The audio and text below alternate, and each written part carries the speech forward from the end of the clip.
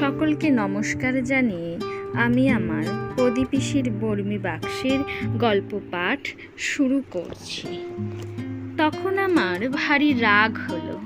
বললাম, তুমি ইঁদুর ভয় পাও, গরু দেখলেই তোমার হাঁটু বেঁকে যায়, তুমি কি করে উদ্ধার করবে? পাঁচু মামা বলল, আমার মনের ভিতরে যে সিংহ গর্জন করছে, বলে একদম চুপ মেরে গেল। আমি পাঁচু মামাকে একটা ছাঁচি পান দিলাম, এক বোতল লেমনেড খাওয়ালাম। খাবারওয়ালাকে ডেকে মস্ত শাল পাতার ঠোঙা করে লুচি, আলুর দম, কপির সিঙাড়া, খাজা আর রসগোল্লা কিনে ওর হাতে গুজে দিলাম। বললাম, ও পাঁচু মামা, প্রদীপিসির বর্মি বাক্সটা কোথায় আছে? পাঁচু মামা আমার এত কাছে ঘেঁষে এলো যে তার কনুইটা আমার কোঁকে ফুটতে লাগলো। সঙ্গে সঙ্গে পাঁচু মামার ভুরুর প্রত্যেকটা লোম খাড়া হয়ে দুটো শুঁয়োপোকার মতন দেখাতে লাগলো।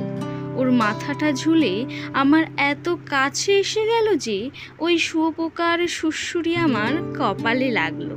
পাঁচু মামা নিচু গলায় কথা বলতে লাগলো, আর আমি তাই শুনতে শুনতে টের পেলাম চিমড়ে ভদ্রলোক কখন জানি ওর নিজের বেঞ্চি ছেড়ে পাঁচু মামার ওপাশে ঘেঁষে হাঁ করে কথা শুনছেন।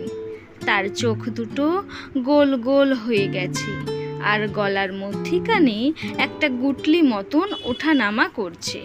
তাই দেখে আর পাঁচু মামার কথা শুনে আমার সারা গা শিরশির করতে লাগলো। পাঁচু মামা বলতে লাগলো, দেখ, মামা বাড়ি তো যাচ্ছিস, সেখানকার গোপন সব লোমহর্ষণ কাহিনীগুলো তোর জানা দরকার। এ কথা তোর ভেবে দেখেছিস কখনো? প্রদীপিসির নাম ইতিহাসে রক্তের অক্ষরে লেখা থাকতে পারত, তা জানিস? ঠাকুরদার প্রদীপিসি অদ্ভুত রাঁধতে পারতেন। একবার ঘাস দিয়ে আইসা চচ্চড়ি রেঁধেছিলেন যে বড়লাট সাহেব একেবারে বলেছিলেন, এই খেয়েই তোম লোক্কা দেশকো আইসা তাসা। থাকবে সে কথা, অদ্ভুত রাঁধুনি ছিলেন প্রদীপিসি। বেটে খাটো বিধবা মানুষ, গলায় রুদ্রাক্ষের মালা আর মনে জিলিপির প্যাঁচ। সিংহের মতন তেজও ছিল তার।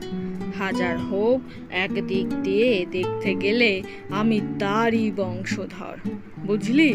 ওই প্রদীপিসি গরুর গাড়ি চড়ে মাঘী পূর্ণিমার রাতে বালাপোষ গায়ে নিমাই খুড়োর বাড়ি চলেছেন 32 বিঘার ঘন শালবনের মধ্যে দিয়ে যাচ্ছেন, আর মনে মনে ভেবেছেন নিমাই খুড়োর ব্যাপারটা বেশ অদ্ভুত।